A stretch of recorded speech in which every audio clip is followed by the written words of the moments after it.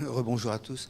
Moi, je vais dire peut-être deux mots puisque je sors d'en prendre d'assurance vie et de prévoyance dans cette problématique environnementale et le faire rapidement parce qu'il y a parfois des aspects du sujet qui sont peu connus. Alors, je ne vais pas parler d'assurance dommage parce que je ne sais pas que j'y connaisse rien, c'est que c'était vraiment des choses sur lesquelles je n'ai pas d'expertise. Alors que c'est évidemment du côté des assurances dommages que la prise en compte des problématiques environnementales paraît évidente, mais là, il faudrait que vous demandiez à quelqu'un d'autre de le faire. Je peux parler donc de vie et de santé. Alors de ce côté-là, de vie notamment, la première chose qu'on voit, et je vais être très bref là-dessus, parce que c'est bien connu, c'est la problématique de la gestion d'actifs. Les compagnies d'assurance vie gèrent, alors je vais mettre à la grosse sous le contrôle de Dorothée par exemple, entre 1600 en France, entre 1600 et 1800 milliards d'euros pour compte propre, pour le compte direct de leurs clients. Ça fait en gros, je déteste comparer des stocks et des flux, mais en gros c'est le PIB. Donc ça donne une capacité de mobilisation de ressources financières au service des gens auxquels on prête, dans lesquels on investit, qui est très significative. Et c'est d'ailleurs pour ça qu'il y a des rodéos continuels sur il faudrait que les assureurs contribuent plus au développement de l'économie nationale. On se prend parfois pour M. Trump. Mais bon, ainsi sont les choses. Là, le débat est bien connu. Quand je suis arrivé en 2010 à G2R La Mondiale, était chargé de la gestion d'actifs de La Mondiale, compagnie d'assurance vie ancienne, mutuelle, un homme protestant pour l'éthique duquel j'ai le plus profond respect. Cet homme, qui n'était pas très loin, qui était un peu plus vieux que moi déjà à l'époque, m'a dit, mais avec le plus grand sérieux, Sylvain, si dans la gestion d'actifs, je mets un filtre prenant en compte de l'ISR, ça fait un filtre supplémentaire par rapport à la liberté de choix des investissements auxquels j'ai accès. Et donc c'est, ne serait-ce que de façon marginale, par construction et par logique même, au détriment de la rémunération que je pourrais servir aux assurés. Il n'est donc pas question que je mette un filtre ISR dans la gestion d'actifs de La Mondiale. Je suis parti à la retraite après lui, et donc entre son départ à la retraite et le mien, on a eu le temps de développer un petit peu à La Mondiale une prise en compte des facteurs ISR dans la gestion d'actifs. Mais là, on voit bien, c'était une des dernières résurgences, quelque chose qui a quand même été un débat que nous, en Europe, nous considérons comme réglé, qui est réglé pour 2/3 de la population américaine, notamment les très grands fonds, mais qui n'est encore pas complètement réglé dans la gestion de tous les jours. Mettre un film de type responsabilité sociale, a fortiori environnementale, ESG, est quelque chose qui ne va pas étant sans faux de soi, surtout dans des temps où, pour des raisons macroéconomiques, la rémunération historique, parce que les taux sont extraordinairement bas, a tendance à baisser. Donc le gestionnaire d'actifs, pour satisfaire le client, va essayer de trouver des trucs alternatifs.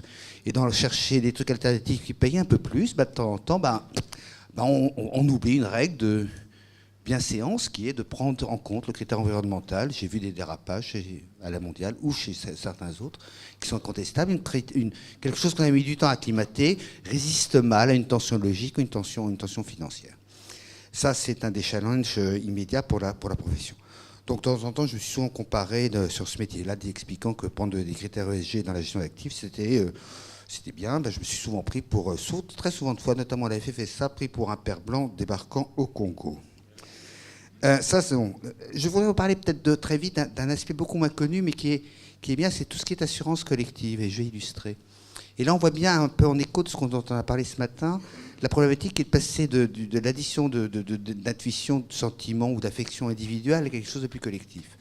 Je m'explique. Je vais partir par exemple, d'une complémentaire santé dans l'entreprise, maintenant que toutes les entreprises doivent proposer à leurs salariés une complémentaire santé, ou bien d'une assurance prévoyance du type incapacité, accident du travail, invalidité, etc. Alors, vous savez qu'il y a des foultitudes de comparateurs, de courtiers qui, pour 3 clics et quelques centimes, vous proposent, à vous, entrepreneurs, de trouver la compagnie d'assurance qui remplira votre truc pour 2,47 € par trimestre de moins. Le problème est pourvu du côté de l'assureur. Est-ce que je vais démarcher et facturer avec une inclinaison particulière ou une dilection particulière différemment une entreprise dont je considère, moi, qu'elle prend proprement en compte les critères environnementaux? Tous les assureurs prétendront qu'ils le font.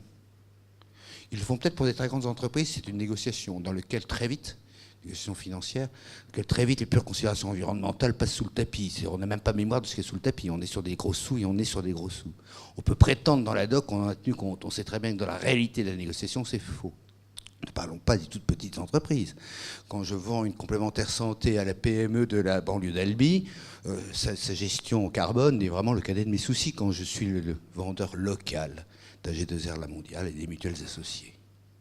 Donc est-ce qu'on sait faire en culture des entreprises du côté de l'assureur? Est-ce que je sais prendre en compte et diffuser dans l'ensemble de ma population la prise en compte de ce truc-là? Est-ce que j'ai une collectivité de vendeurs d'assurance sensible ou pas à ces préoccupations-là? Et ça marche dans l'autre sens, c'est là que c'est plutôt plus drôle. Le comité d'entreprise d'une entreprise de grande taille, ou le directeur RH d'une entreprise de moyenne taille, ou le patron d'une entreprise de petite taille, quand il prend une complémentaire santé ou une ACAP Aval, il va mettre, toutes choses égales par ailleurs, un biais en faveur de l'assureur dont il a la conviction qu'il est vraiment soucieux des questions environnementales et climatiques? La réponse est non. Il n'y a pas plus de préoccupation collective de la problématique environnementale du côté des entreprises qu'il y en a du côté des assureurs. Dorothée, vous savez que je le pense et je sais que vous le pensez. Notre problème est dans ce milieu-là de faire naître cette collectivité, ce réflexe, cette culture qui fait qu'on prend ces éléments en compte et qu'on les prend de façon traduisible, explicable et justifiable, acceptée par le corps social, jusqu'à compris l'assuré qui admettra que son contrat d'assurance vie cette année, ça lui aura rapporté 5 centimes de moins, mais pour une raison non seulement qu'il respecte, mais même qu'il apprécie. Voilà ce que je voulais vous dire, et ceci nous renvoie sur un truc que Geneviève a en partie traité ce matin, qui est on fait comment pour avoir une opinion sur la qualité environnementale de l'assureur du Schmoll ou de l'entreprise lambda? Et on va retomber sur la généralisation à la notation extra-financière d'un problème déjà majeur pour la notation financière. Le problème de la notation financière, c'est ça qu'on sait en faire, ça s'appelle les grandes agences de notation pour les grandes boîtes, pour des prix raisonnables qui permettent aux grandes agences de notation de vivre raisonnablement en payant raisonnablement leurs propres salariés. On sait qu'on ne sait pas le faire sur les entreprises de taille moyenne et a fortiori moins encore sur les entreprises de petite taille. Parce qu'une notation financière sérieuse pour une entreprise de taille pas ridicule, d'abord pour les entreprises toutes petites, ça n'existe pas. Mais pour une entreprise de taille moyenne, mettons 3 ou 4, allez, 400 ou 500 millions d'euros de chiffre d'affaires, le coût d'entrée de la notation, c'est 30 000 euros. 30 000 euros juste pour un coût d'entrée pour avoir une notation, c'est hors de prix pour la quasi-totalité des entreprises. Donc déjà, sur une ETI, on ne sait pas faire. Alors ne parlons pas des PME. Alors c'est ça qu'on aimerait avoir, c'est une notation. Là, je suis sur le financier. Déjà, on ne sait pas, il n'y a pas de business model résistant pour la notation financière des entreprises qui ne soient pas les entreprises, allez, SBF 250 en France. On fait comment pour les ETI, on fait comment pour les PME? Si vous transposez le problème à la notation extra-financière, quel est l'assureur qui, dans sa gestion d'actifs, dans sa gestion générale, est prêt à payer 3 francs 6 sous, pardon de parler en vieille monnaie, 3 francs 6 sous pour avoir une opinion raisonnablement fondée sur la qualité de la gestion environnementale de la PME à laquelle il a envie de vendre ou de ne pas vendre une ACAP Aval ou une complémentaire santé. Or, c'est pas idiot. Selon les conditions de travail, la probabilité que l'assurance soit appelée, notamment en matière d'accident du travail, mais aussi de santé et de risque de santé professionnelle, est évidemment un facteur majeur pour le risque que prend l'assureur. Donc une rationalité externe évidente qui ne cristallise pas dans le comportement microéconomique, aussi bien sur l'offre que sur la demande. Nous avons du travail et c'est pour ça que j'ai rejoint le Shift. Bravo.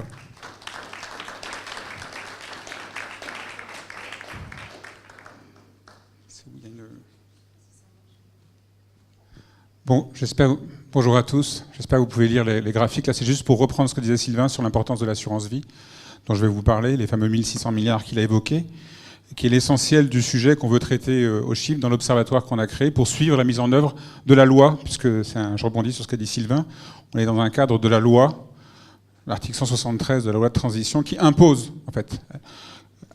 quasiment aux entreprises de déclarer leur risque climat, ce qui va permettre au secteur financier, et notamment aux assureurs vie, de le prendre en considération et d'en juger, dans la mesure de leurs moyens, d'en juger. On parle donc de 1600 milliards, c'est-à-dire 35% de l'épargne financière des Français. C'est de loin, bien sûr, la plus grosse partie de notre épargne, à côté, bien au-delà du livret A ou de l'épargne bilancielle dans les banques.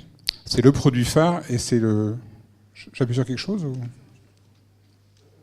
J'appuie là-dessus? Voilà, c'est bon. Donc l'idée, c'était, on a lancé cet observatoire parce que la loi est sortie. que cette loi a eu son décret d'application et qu'elle se met en œuvre cette année. C'est-à-dire qu'il y a une obligation pour l'ensemble des institutionnels français, ça va faire 2500 milliards à peu près, ou 2600 milliards en France, et dont les 1600 milliards d'assureurs vie. Ça leur impose de prendre en compte ce risque et de raconter comment ils le prennent en compte pour la première fois. La France est un pays qui est très en avance sur les autres pays sur ce sujet. On est leader mondial de la mise en œuvre de la prise en compte du risque financier dans le secteur la prise en compte du risque climat dans le secteur financier. Et le projet de l'Observatoire, il est simple, il est fondé, je vais aller vite parce que j'ai pas trop le temps, mais il est fondé sur le fait que l'assurance vie étant le produit phare de l'épargne des Français, possédé par 14 millions de nos concitoyens, donc c'est de très très loin le produit le plus répandu parmi la population. Vous avez quasiment dans la salle ici, vous avez une personne sur trois, voire une personne sur deux, voire 2 personnes sur 3, vu votre âge et vu votre niveau de vie, qui a de l'assurance vie. Et il y a même plusieurs personnes ici qui ont plusieurs contrats d'assurance vie, 1 ou 2. Donc ces 14 millions de Français peuvent se poser la question, que devient mon épargne ? Et c'est un des grands problèmes qu'on a depuis longtemps quand on réfléchit au financement de la transition énergétique, c'est comment on trace entre l'acte d'épargne de quelqu'un, le fait que cet argent qu'il a placé va financer un projet avec un impact qu'on peut espérer sur la décarbonation. La loi, l'article 173, il ne traite pas que du climat, il est plus vaste. Il est la dimension RSE, responsabilité sociale des entreprises, donc il y a une partie environnementale. Nous, on se focalisera que sur le climat, parce qu'on est monomaniaque avec Jean-Marc, on n'arrive pas à faire autre chose que du climat. Et la loi, elle va au-delà de l'assurance vie, elle aide tous les institutionnels français, mais on a pris les assureurs vie parce que c'est l'épargne. Il y a d'autres institutionnels, il y a les caisses de retraite ou autres, on ne regardera pas ça dans l'Observatoire, on ne regardera que cette dimension-là. L'Observatoire, il est géré au niveau du SHIFT. On va s'appuyer sur la réglementation, donc la loi qui est sortie avec le décret d'application du 173, qui est assez précis. Toutes les associations professionnelles ont sorti des guides pour aider les compagnies d'assurance vie, mais plus largement les investisseurs, à bien prendre en compte cette loi, donc à faire un reporting intelligent. Il n'y a pas une obligation, donc sachez qu'il y a certainement des acteurs institutionnels qui vont déclarer qu'ils ne peuvent pas faire pour telle ou telle raison. Par contre, s'ils ne font rien, il faut qu'ils expliquent pourquoi ils ne font rien. Donc ça, c'est quand même assez nouveau. Un point fort, c'est que l'assurance vie, en fait, est un domaine extraordinairement concentré. Donc on a parlé de la Mondiale, qui est un très grand acteur. En fait, avec 12 acteurs, ce qu'on appelle le panel des 12, qui est choisi par la Banque de France, qui suit le secteur, parce que c'est un secteur essentiel de l'économie française, voire mondiale. C'est un très très gros investisseur, 1600 milliards, c'est une très grosse somme d'argent. Donc ce secteur-là est suivi comme le lait sur le feu, et il est suivi en regardant 12 compagnies. Parce qu'avec 12 compagnies, on a 3/4 de l'assurance vie française. Dans cette assurance vie, on va se focaliser dans l'Observatoire sur une des composantes qu'on appelle le fonds général. Pour ceux qui ont un contrat, on appelle ça le fonds euro souvent, qui représente 80% des encours. Dans les 1600 milliards, 80% c'est les fonds généraux. Il y a une sorte de grand fonds général par compagnie, qui est à la main de la compagnie, et c'est distingué, pour ceux qui le connaissent, de ce qu'on appelle les unités de compte, qui ressemblent beaucoup à des SICAV. Mais les fonds généraux, qui représentent donc l'essentiel de l'épargne, là ils sont vraiment gérés directement par les compagnies d'assurance vie. C'est là-dessus, nous, qu'on va faire un reporting, qu'on va suivre le reporting des compagnies. Donc je vais aller vite maintenant, parce que je n'ai pas trop le temps. Ça, je vous l'ai déjà dit. Alors sachez que ça rentre en résonance avec un autre sujet qui est concomitant au niveau mondial, qui est le groupe de travail de Carney. Vous avez entendu parler, on en a déjà parlé ici. Donc Mark Carney, qui est gouverneur de la Banque d'Angleterre, qui est le président du Financial Stability Board, qui est l'association des banques centrales mondiales, a été missionné par le G20 pour faire un rapport qui a été rendu en décembre. D'ailleurs, vous pouvez contribuer jusqu'à la semaine dernière. Un rapport qui a été rendu sur c'est quoi la prise en compte du risque climat par les entreprises et qu'est-ce qu'il faut qu'on impose aux entreprises pour que le secteur financier qui investit dans ces entreprises puisse porter un jugement pertinent. Donc le rapport est sorti. Un très gros rapport avec 2 annexes, notamment une énorme annexe sur le sujet des scénarios, puisque la thématique des scénarios devient la thématique essentielle maintenant. Toutes les entreprises vont être pilotées sur le sujet du risque climat par des réflexions sur les scénarios, comment je me projette à 10 ans, 15 ans, 20 ans, 30 ans. Et sachez que le Shift aussi réfléchit, avec les shifters là, qui sont dans la salle, on réfléchit aussi à mieux comprendre quels sont ces scénarios qui sont maintenant utilisés communément.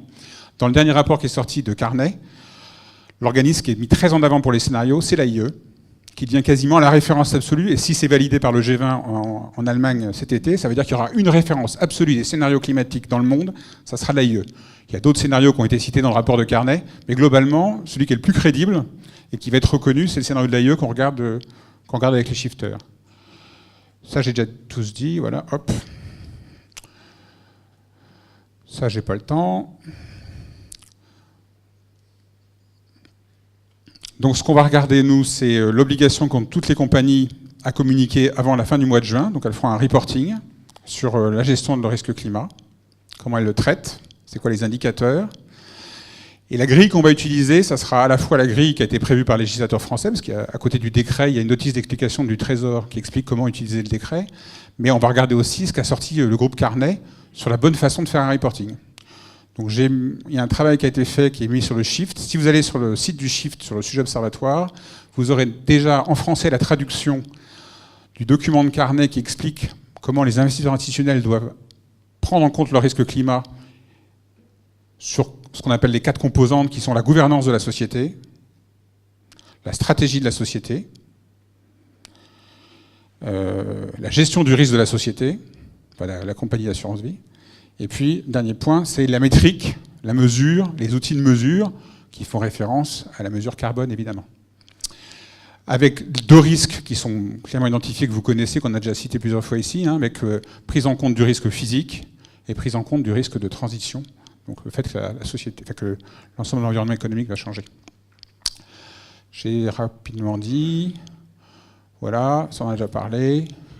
Le panel, j'en ai parlé. Et alors, pour finir, donc on fera un tableau des 12 compagnies, des 1600 milliards. Derrière, on mettra bien sûr quelle marque, parce que souvent derrière une compagnie, par exemple, si vous prenez la compagnie du Crédit Agricole, en fait, le Crédit Lyonnais, il vend l'assurance vie du Crédit Agricole. Donc il y a plusieurs marques derrière une compagnie. La Mondiale, par exemple, a plein de marques. Donc on mettra aussi les marques, on gardera les encours concernés. Si on a l'information sur le nombre de clients et le type de clients, on le mettra. Et on mettra tout le reporting qui a été fait en termes de risque climat et de gestion du risque climat, mais on ne portera aucun jugement, bien sûr, sur la méthodologie. Et d'ailleurs, le législateur et le Trésor, dans son commentaire, dit qu'il n'y a aucun jugement à porter. Pour l'instant, on attend à ce que chaque compagnie explique comment elle traite ce risque climat, quelle approche elle a, quels outils elle utilise. Nous, il est hors de question qu'on porte un quelconque jugement sur ces outils et ces méthodes. Et je crois que j'ai fini là. Donc je l'ai dit,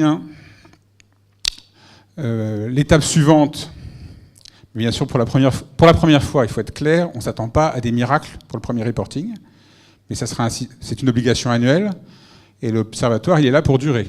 Donc l'observatoire, il est là maintenant pour 10 ans, et pendant 10 ans, on va voir comment le panel des 12 et les 1600 milliards, ou plutôt les 1200 milliards qu'on va suivre, nous, comment ça évolue dans le temps, et qu'est-ce qu'on a comme information, sachant que le Trésor, lui, fera une réévaluation du système dans 2 ans et reviendra auprès du législateur pour expliquer qu'est-ce qu'il a constaté dans cette appréhension du risque climat par les compagnies d'assurance, enfin par les institutionnels français, dont les compagnies d'assurance vie.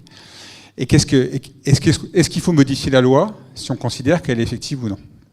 Et ce qu'espère le Trésor, bien sûr, et ce qu'espère le législateur, c'est qu'il y ait des bonnes pratiques qui émergent, qui seront forcément différentes par établissement, parce qu'il y en a qui vont faire tel ou tel choix. Je vais vous donner un exemple, c'est les classes d'actifs. Une compagnie, les compagnies d'assurance vie sont les plus gros investisseurs français. Enfin, il y a la Caisse des dépôts, mais les autres, c'est souvent eux. Ils investissent essentiellement dans des obligations, mais aussi dans des actions, mais dans l'immobilier, mais dans le capital risque. Et dans les obligations, vous pouvez investir dans les obligations souveraines, des obligations financières, des obligations d'entreprises non financières. On sait très bien qu'au début, il y a des compagnies qui vont dire moi, je peux vous dire quelque chose sur les entreprises non financières, ou je peux vous dire quelque chose sur le souverain, ou je peux vous dire quelque chose. Ils vont tous nous dire quelque chose sur l'immobilier, parce que l'investissement en immobilier, c'est peu, c'est l'ordre de 5 à 8% des encours. Donc c'est peu en pourcentage, mais ça fait 5 à 8% de 1600 milliards, c'est quand même beaucoup d'argent. Donc c'est peu, mais ils ont toujours quelque chose à dire sur l'immobilier, puisqu'ils entretiennent leur immobilier, ils font des travaux, donc ils vont nous expliquer qu'ils font de l'efficacité énergétique et qu'ils ont fait tel ou tel investissement avec telle ou telle performance. Donc on va beaucoup raconter, nous, ce qu'ils nous disent, en espérant que ça va s'améliorer. Je n'ai pas le temps de commenter ça. Voilà. Ça, c'est très joli, c'est une photo que j'ai faite. J'aime bien, je vous la montre parce que c'est très joli. C'est des banques françaises qui se posent des questions sur la décarbonation. Voilà. C'est un montage personnel, donc vous pourriez j'attends un applaudissement là quand même.